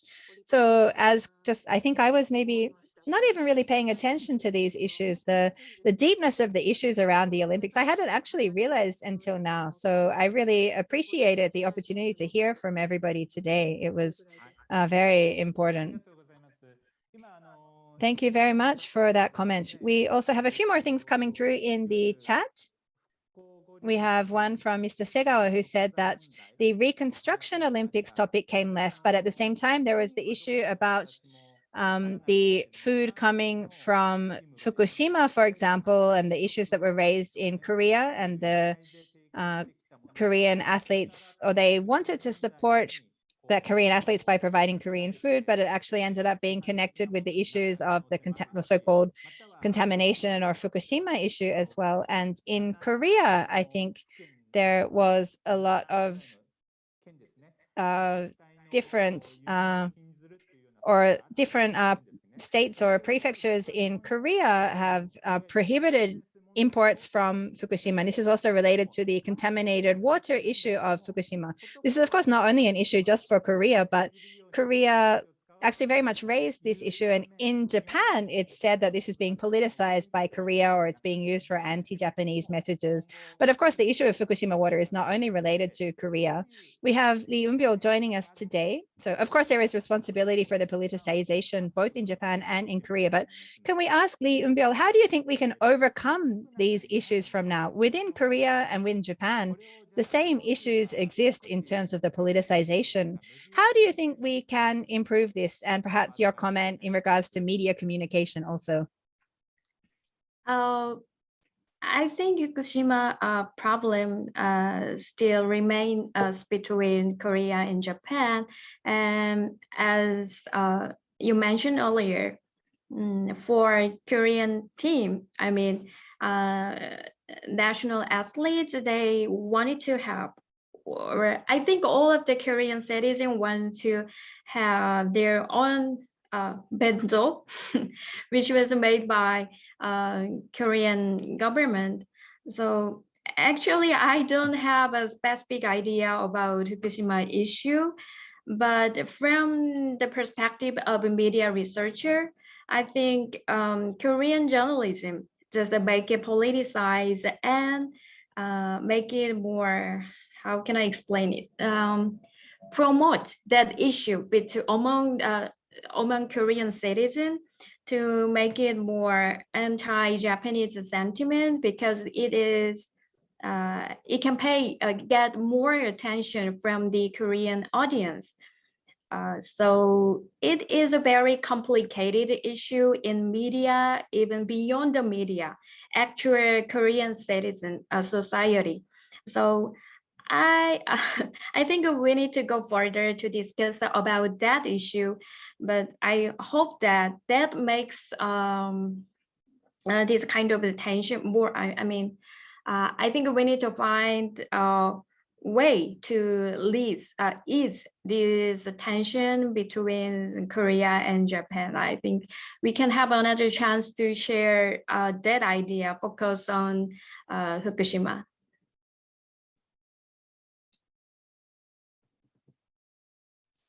Thank you very much for that.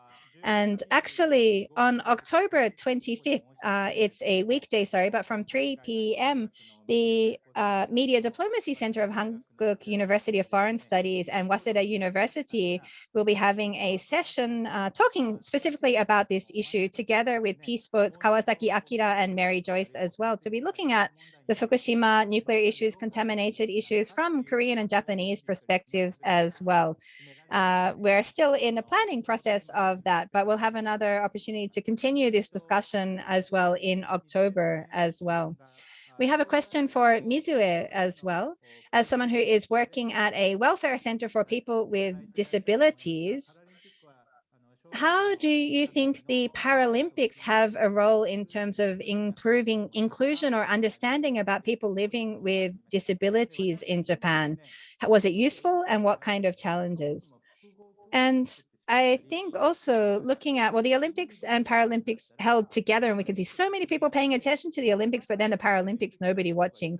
Perhaps they could be held in a different order, having Paralympics first, getting everybody excited, having attention there, and then having the Olympics after, for example, or holding them at the same time. That would also mean that Chairman Bach wouldn't have to come to Japan 2 times, but we have a lot of different questions there, but maybe we could ask, we have a lot of different comments coming in the chat now, which are being translated too. One is, in order to make sure that we don't give up, having young people really making these issues very, yes, and there was actually someone said, well, what kind of culture we're having in order to review these issues, to raise these issues in a constructive way to look forward to the future. So Mizue, a comment from you?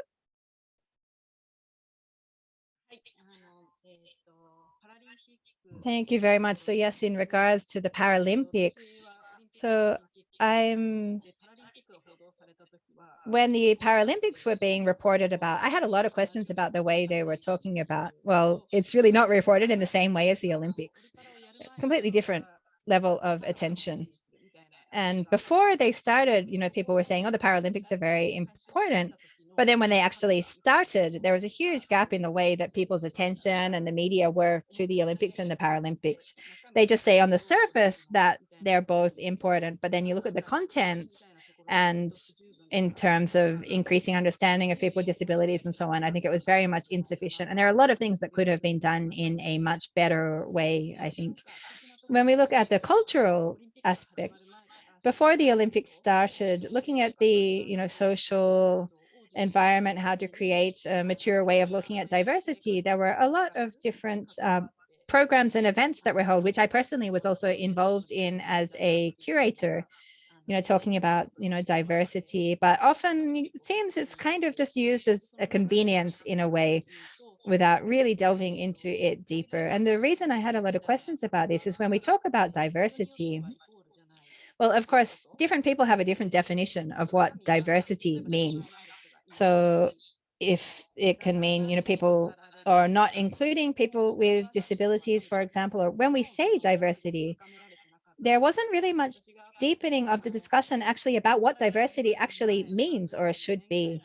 From about 3 or 4 years ago, when we held an exhibition, including people with disabilities or artwork made by people with disabilities, ruling government member from the LDP who came and said, oh, so you just need to include someone with a disability and that means that it's diverse. And I said, well, no, that's not exactly what it is. It's about diversity between different people as well in many different ways. So this is something I think that we need to have a much deeper discussion about what diversity really means. And I feel that very much now as well still, but particularly during the time when the Paralympics were being held, what kind of message were they actually trying to convey there? I have a lot of questions about that. Thank you for that comment. So for example, when it comes to the media and their relationship with the government, with citizens, with the market, with businesses, it's very complex relationships that we're talking about. And I think there's a lot of different issues that we can be there. We're now in the digital age. Of course, Korean media and particularly online media also share Japanese language articles from the Korean media to Japanese audiences too. And some Japanese conservative people also pick up a lot of sort of national Korean media. They can access it very easily, and that actually can sometimes escalate the debate between the two countries. So sometimes the diversity of having information available in different languages and also online can also help to contribute to more arguments or tensions sometimes in a way. So how we think about this issue is another question. And at the same time, when we're looking at civil society or citizens, if they're asking for information from the government, it comes back, completely censored, almost all blacked out, for example, official documents and so on. but what kind of network can be created by citizens beyond borders to be looking at disclosure of information, for example, beyond national interests? And I think these kind of connections is another very important issue for us in the future as well. We have about 30 to 40 minutes left today. So thinking about, from my experience of my organization, my position, what kind of thing do I think would be useful? If anyone has any future visions or action suggestions, recommendations to move forward, we'd really love to hear them as well. And so even if people are not able to turn their camera on, feel free to use your mic straight away or also in the chat. We have another chat coming in now from Megumi, who says, I was in the position of being against the Olympics and Paralympics, but for example, the fact that there was debate about whether a sign language interpreter should be provided or this kind of thing. It was also a chance, for example, to more of the public to see sign language or to learn about the importance of sign language. And there was a lot of debate about this. For example, the opening ceremony, the main NHK channel didn't show sign language, and it was only on the sub education channel that includes that. And there was a lot of debate about that as well. We had a few different pictures which Kobayashi Mizue shared, which she wanted to show. Maybe there is also these discussions about the colors and so on. And as we can see, BTS and Blackpink using pink or using different colors, or also different K-pop and J-pop in a way about, you know, how to be more accessible to different people, or the BTS dance, for example, having people in wheelchairs able to join the dance together, the entertainment industry looking at being more accessible or inclusive in a way in these kind of ways. Mizue, I wonder if you could share a bit of a comment about whether it's in the different cultural projects that you're involved in, or how is inclusion approached there?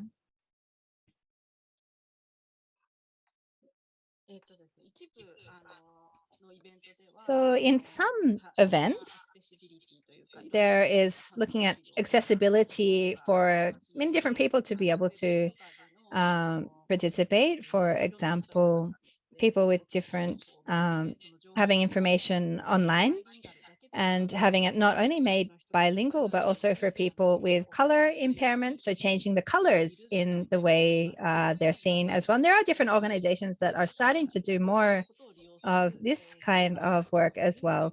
And even just recognizing that there are people, users with those kind of needs, this variety of people as well. But I think that the understanding or recognition of this kind of contents, it's started, but I think it's still very much in the early stages. On this issue, I'd also like to pass, my colleague Okabe is also working in social welfare related issues. I wonder if Okabe-san can share a comment. How to make a culture that is open or accessible to everyone. That came quite all of a sudden, but thank you. Yes, rather than a direct response, I'd like to share is I'm working in social welfare or disability studies. And within today's discussion, a few people spoke about the fact that, well, the Paralympics were not talked about so much. And that's something which I kind of questioned as well. And within that, well, looking at, as Kyungmook just mentioned as well, looking at how we move this to a forward-looking proposal. Why is it that the Olympics and Paralympics can't be held at the same time rather than separately? So within now as well, looking at in education, for example, they're moving towards full inclusion, having people with disabilities also included in the same education, and looking at how the, you know, reasonable provisions and so on to ensure that people can participate in this fully inclusive way. And so if overall society is working towards full inclusion, how can this be represented within the games as well? And one way could be holding the Olympics and Paralympics at the same time.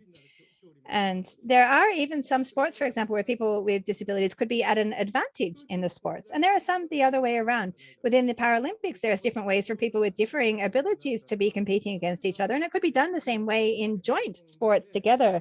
For example, in marathon, wheelchair marathon athletes and those who are running on their legs. But actually, the wheelchair marathon athlete is even faster than the Olympic athlete. Well, because they have the wheels, for example. In the 100 meters as well, there's also different ways. So even not only having Olympics and Paralympics at the same time, but actually having people competing in the same athletics as well. There are, of course, different, cyber related prosthetics. There is these different ways as well. So actually, how about even combining teach people and looking at that as part of their ability, as part of their capacity, rather than looking at an inequality or injustice. And this connects to the same question we had before about someone who's taller, someone who's shorter, different physical abilities. We could have this definition of abilities in a much broader way. And that's something I think that we could really look at in the future too.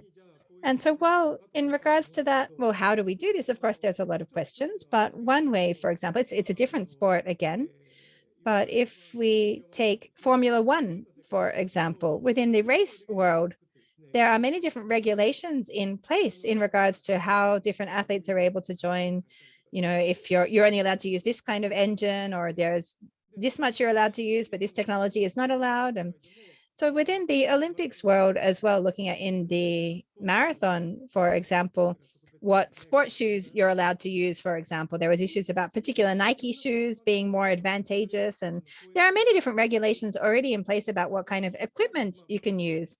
And I think, well, I'm not an expert in sports, but I think that kind of accommodation, reasonable accommodation, even within the sports, could be possible. But I think it's not even being considered yet at this point.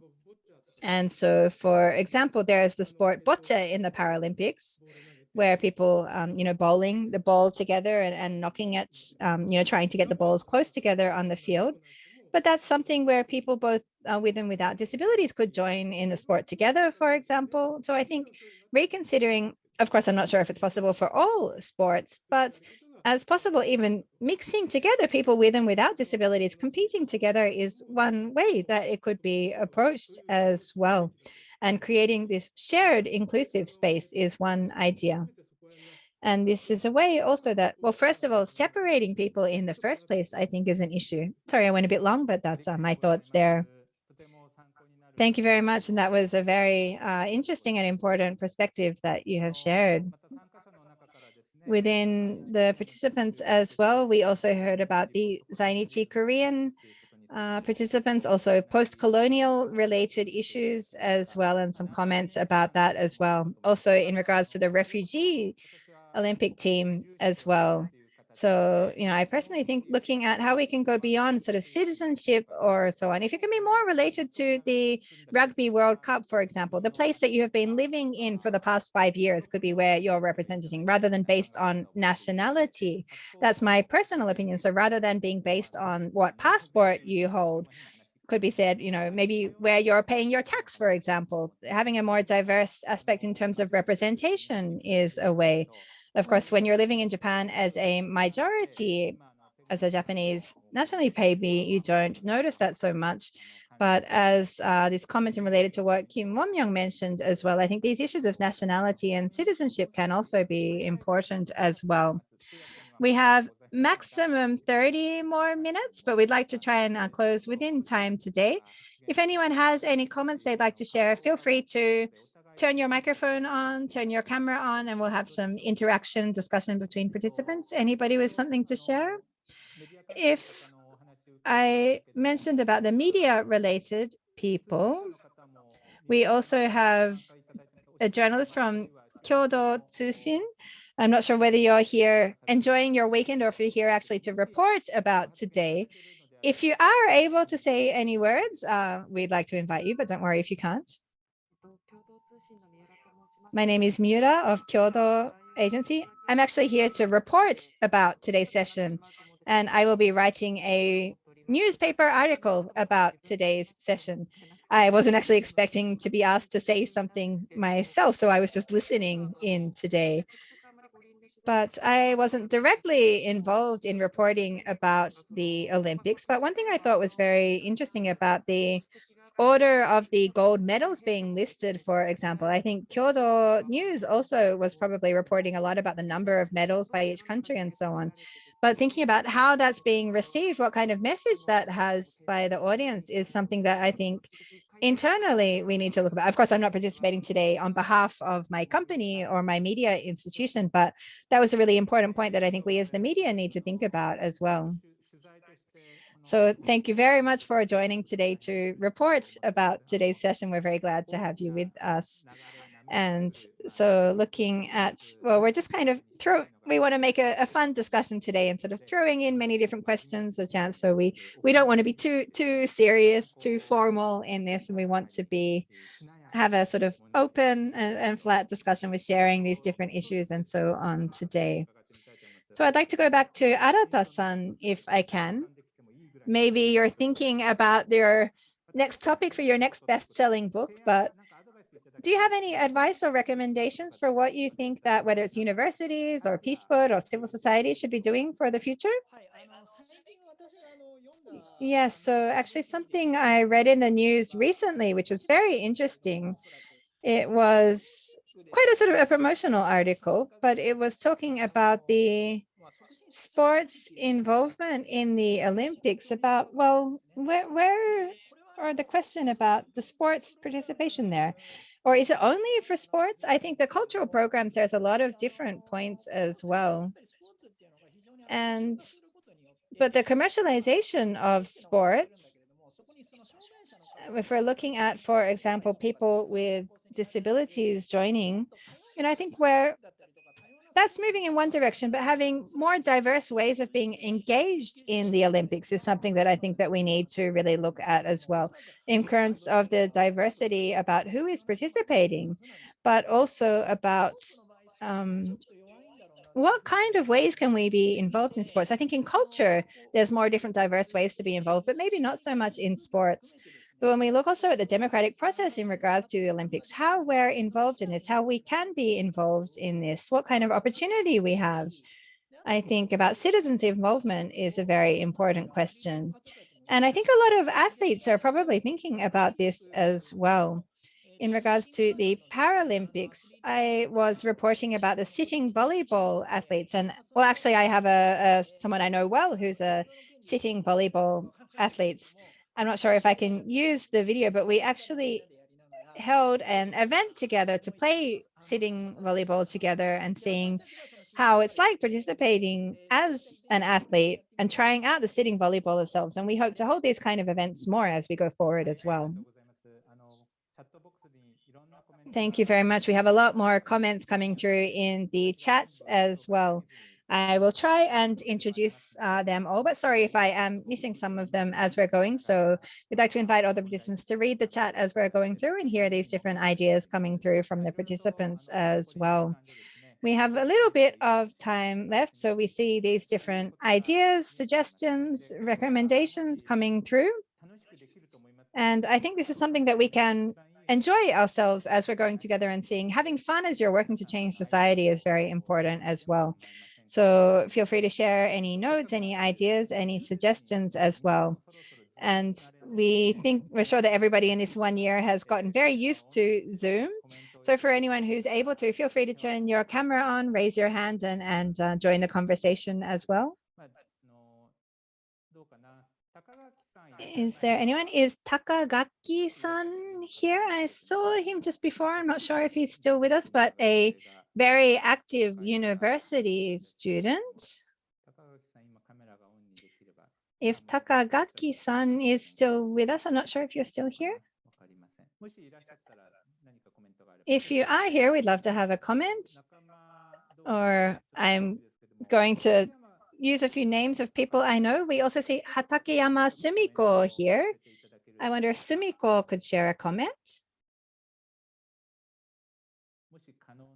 If you're in an environment where you're able to, of course.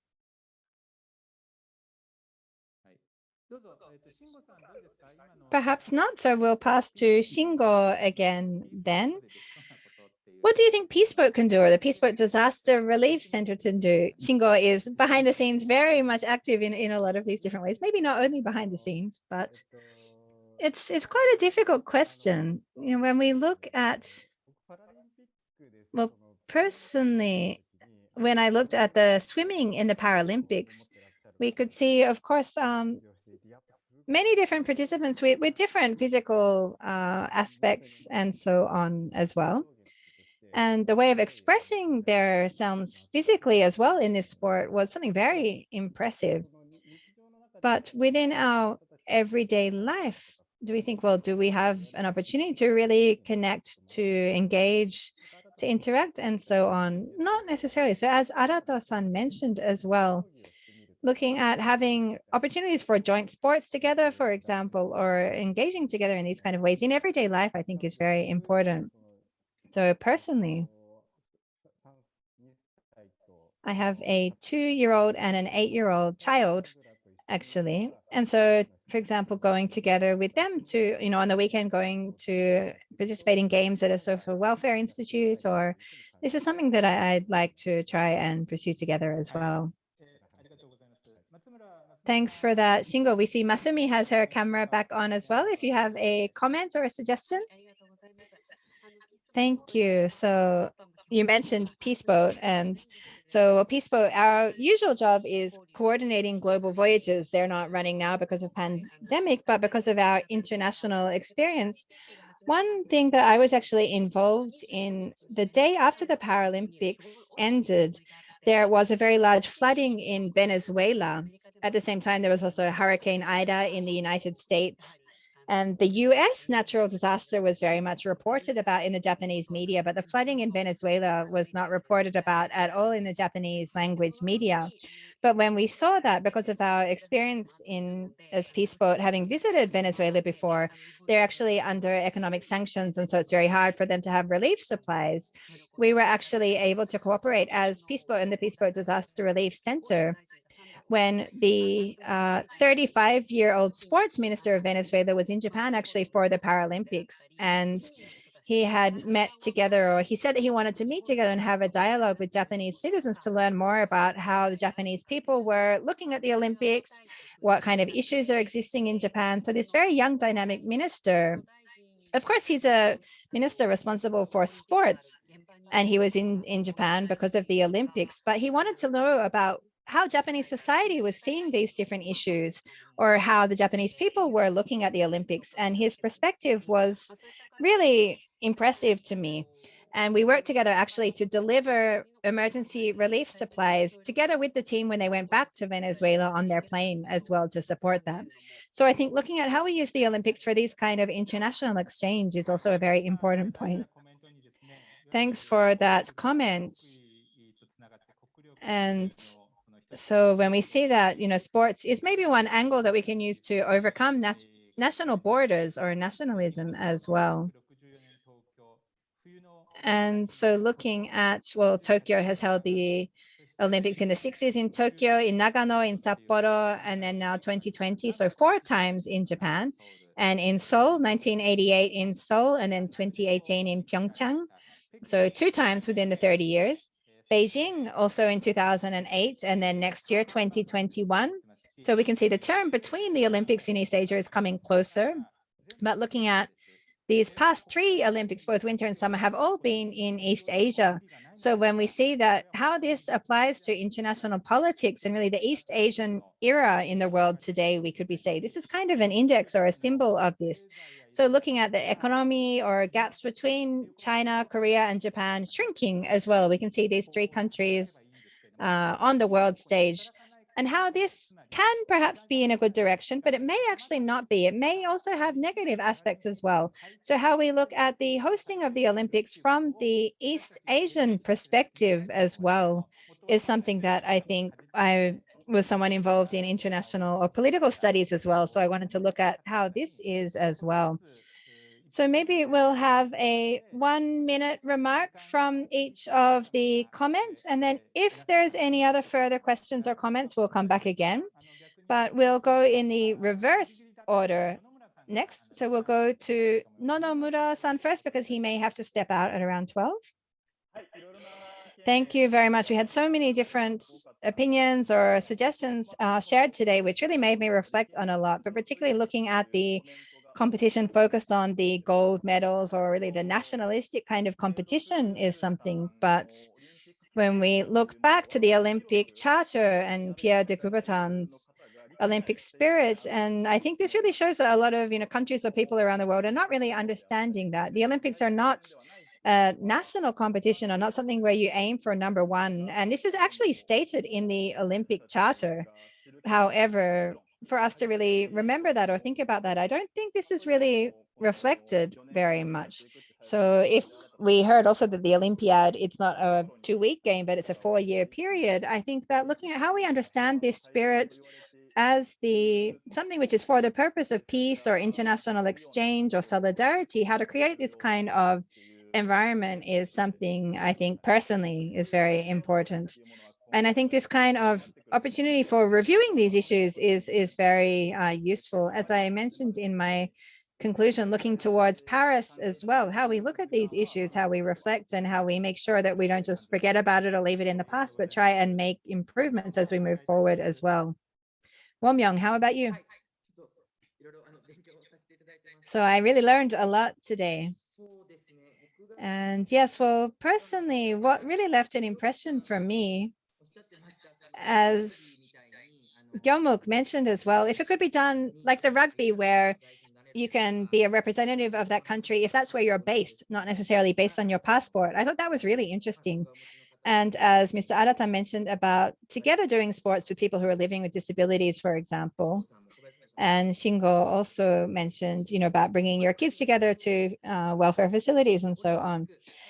So the Olympics and the Paralympics, not just thinking about these issues because the Olympics happen to just take place here, but if we can continue this through the next period, through the kind of, for example, exchange with people that we're not paying attention to in society, or having this kind of interaction and reviewing, continuing as well, not just talking about diversity and harmony on the surface level, just as words, but to actually dig deeper into this and have concrete action, I think is something that we really shared in the discussion today. Thanks, Won-myung. And Mizue, how about you?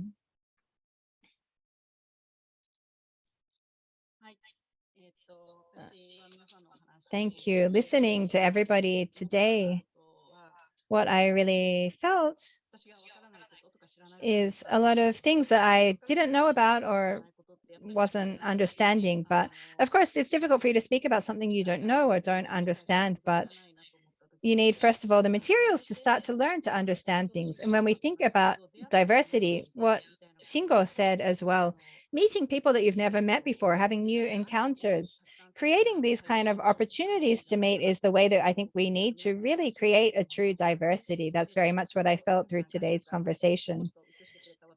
And the slides, I'd like to share a couple of slides now, if I can, just to show some images. So hopefully you can see this picture.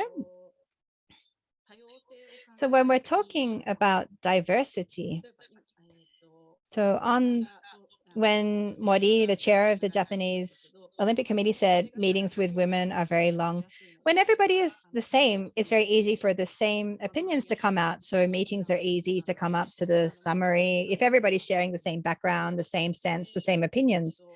But then when you have in the same space a little bit of diversity, people with different backgrounds, this will be the format that you'll see. And if you expand even further and really have the environment that people have lived in, the background that you share, completely different people coming together, the different circumstances, different environments, this kind of society, this is the kind of meeting table you will have if you have everybody coming together with different places. So this, of course, doesn't have to be just a meeting table. It can be a local community. It can be meeting together with others who you haven't encountered before, who have come from a different background. These kind of opportunities to meet people from different backgrounds, I think, and being able to imagine a more diverse society and have this vision together. This is, of course, something not only limited to the Olympics and Paralympics, but how we as the society come from very small places through to the broader society as well. Think about these issues and create this kind of future and society together. If people are just coming from the same background, the same kind of aspect, of course, things might go faster. It's easier to invite each other. It's easier to make a decision if you all already have the same opinion. But that doesn't create a more diverse future. So meeting other people who you've never met before, encountering the other, shall we say, is a way that we can really create this much more true kind of diversity. So looking at the Paralympics, I think we need to talk about them a lot more. And it's easy to talk about from the cultural aspect, but about a lot of things I learned from watching the Paralympics, including things I had questions about as well, and a lot I'd like to continue to learn from now also. Thank you very much. And we'll go Eunbyul first, and then we'll go to Arata, and then we'll go to Aya, who's been behind the scenes today. So Lee Eunbyul. Thank you for giving me this opportunity to share my idea, and I appreciate that. I'm very glad that found those shared idea, and we have a common sense in the media coverage, stereotyped to Olympic and the color of medal, something like that. And I hope to have another chance to share those kind of issue to research further studies. Thank you so much today. はい、ありがとうございます。すみこさんからも検証の部分でですね。 Thank you very much. We have a comment which has come through from Sumiko in the chat as well. In terms of the review, I would like to see also a thorough verification of the money aspect as well. It was reported that the expenditure was much higher than the budget originally. So yes, as someone, I have actually done research on the Olympics somewhat in the past before, and the Olympics themselves, they're often seen as just a 3-week event. But really, when we look at the long-term event, I think from the citizens' perspective, we should look at them from that aspect as well for the whole Olympiad period. So this time happening under the COVID-19 pandemic, and in order to have this major 3-week event, many other things were canceled. Other activities were not possible in order to have the Olympics take place. And why was it that just the Olympics happened? I think this was a lot of criticism, but when it comes to the Olympics, you know, initially there was the program called the Host Towns, which was going to happen with each local municipalities all throughout Japan, and grassroots exchange with international athletes as well. But the fact that that exchange could not happen, I think was a really big loss. The Olympics happening in Japan, but the fact that local municipalities throughout the country could not be involved and there was not any exchange internationally in regards to the Olympics was a huge loss. I think that Peace Boat, you're probably visiting a lot of the places that are known as host towns, actually. And one of the international exchange that was lost as a result of the Olympics, maybe Peace Boat could implement some of those programs. The different, you know, the athletes that you saw on the screen, for example, that the host town kids in the rural cities throughout Japan were meant to have exchange with international Olympians, but maybe Peace Boat on their voyages could look at creating that kind of opportunity or exchange. Of course, and this shows that the Olympics are not just a 3-week event, but a much more long-term opportunity for international exchange beyond borders as well. So just an idea to share. And we had Aya Okada, who has been supporting different things behind the stage, including translating all of the chat comments and preparing for today. Perhaps, Aya, we could have 2 minutes from you about sharing your thoughts from today.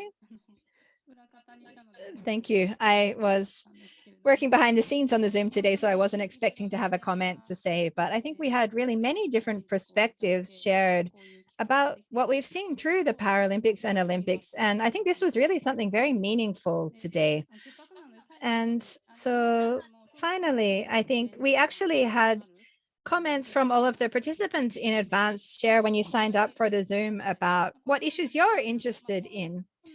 And so this is the summary of the different responses we heard. Of course, the Olympics and Paralympics were held during the pandemic, so this was where most people had the interest in.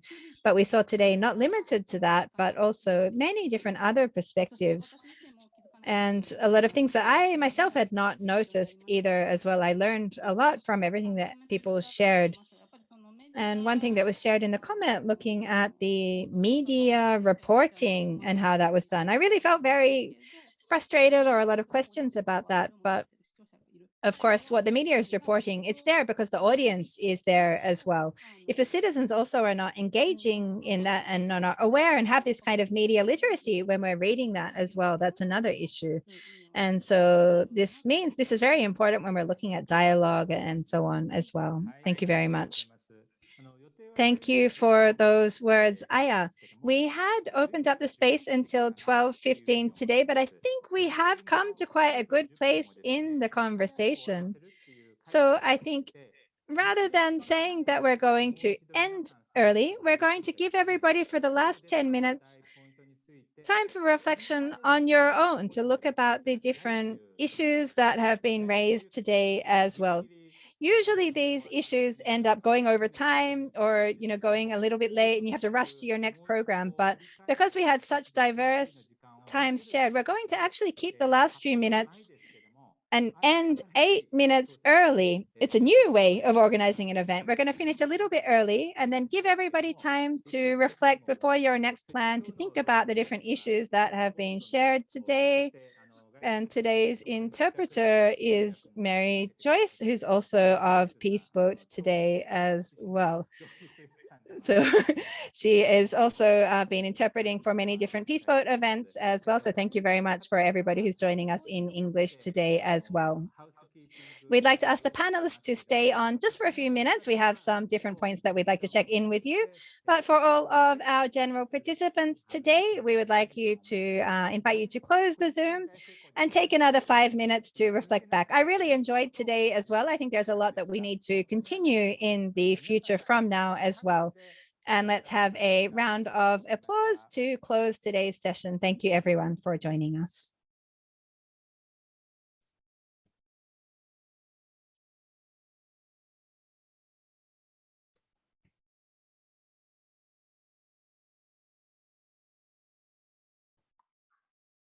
Thank you, Aya. Thank you, Mary.